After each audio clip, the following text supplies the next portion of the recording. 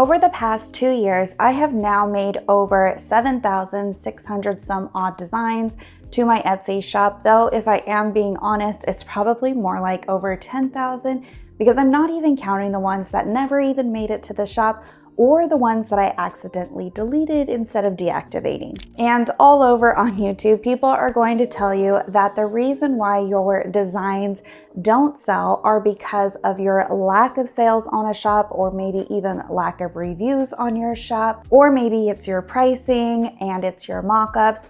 And while all of these do have factors that can have an impact, they are not what actually makes or breaks a shop. When it really comes down to it, your designs don't sell because you are creating what you want and not what customers actually want. I really had to learn this the hard way myself as well, because when I switched over to making just purely digital designs, I was actually creating what I thought looked good and what I would want to purchase in the styles that I liked. And as a result, in the beginning, I didn't have very many sales. And so about the middle of my 3rd month, I actually created several designs that I really hated.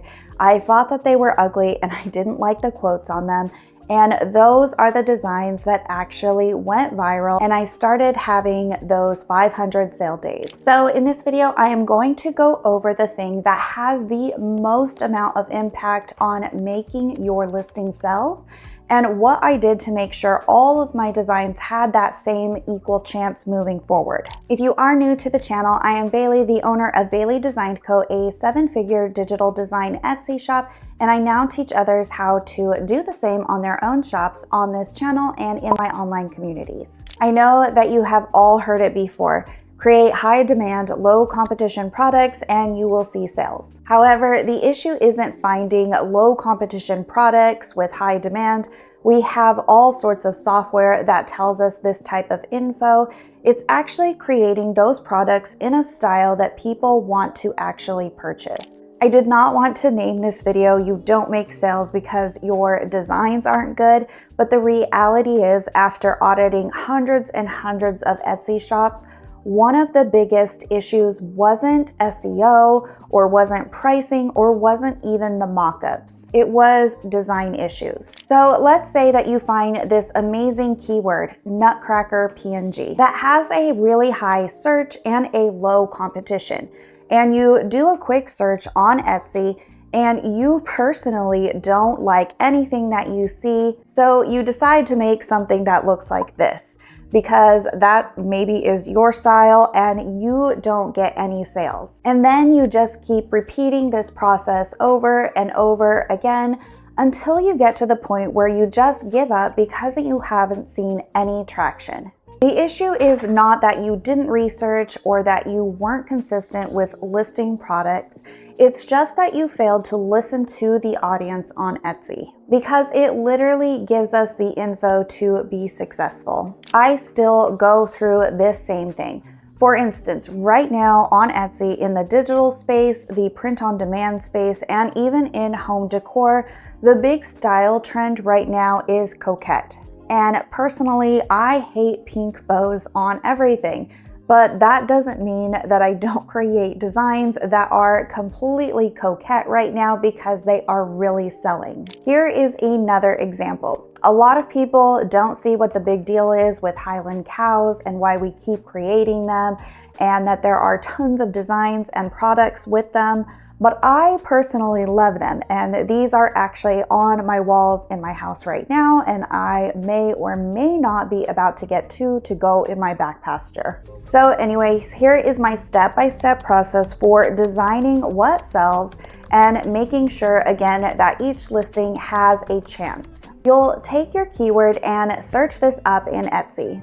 Here you'll see all of the results with a popular now tag or even a bestseller badge. And if you have ever been installed like I do right here, you can easily see the monthly sales and revenue right underneath each product listing. Though I will say that this can be delayed at some time, so do keep that in mind. You'll just want to take note of the styles of these ones with badges and whether they are a particular type of style like watercolor or cartoon or vintage. the positioning of the particular subjects like the nutcracker or the trees, and if they have text or not, and then also things like the color palettes.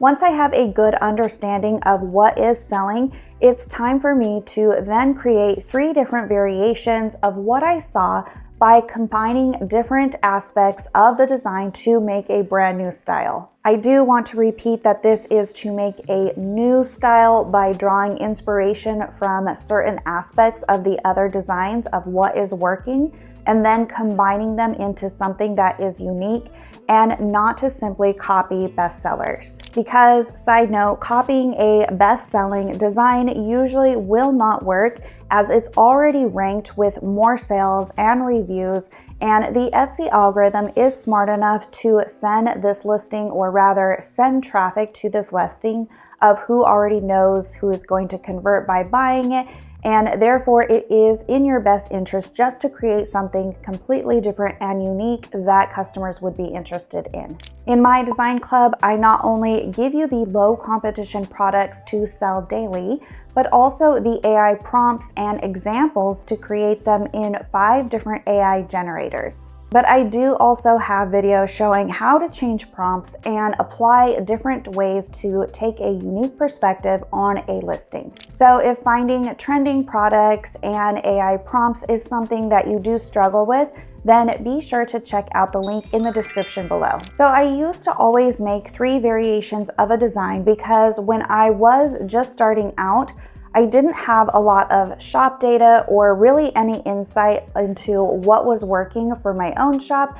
So I would usually create something that was more trendy or more leaning on the pop culture type of design, as well as something more minimalistic, and then something usually more natural or watercolor in style. In Kittle here, I have just created a 4000 by 4000 pixel canvas and then navigated to Dream AI. And for my first variation, I will make the trendy version first.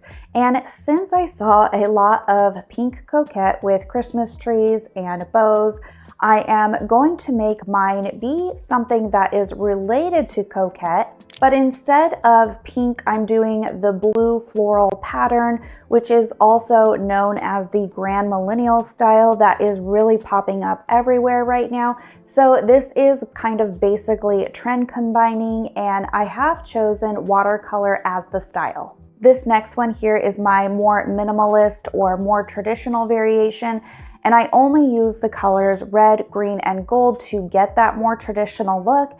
And then I chose pencil drawing as the style to make sure it came out with a more line art drawing style compared to that first variation. Finally, I want to make one that is very natural and again, watercolor style. And since I've done these collage style designs with the 2 first variations, I want to do more of a singular image, and I also chose watercolor again as the style. These are the results from this prompt here, and as you can see, just by switching out the color red, I can get several other different types of variations with the different colors that I can use for other purposes, like if I was going to sell this as a PNG bundle set, or maybe even offer it as a clip art pack.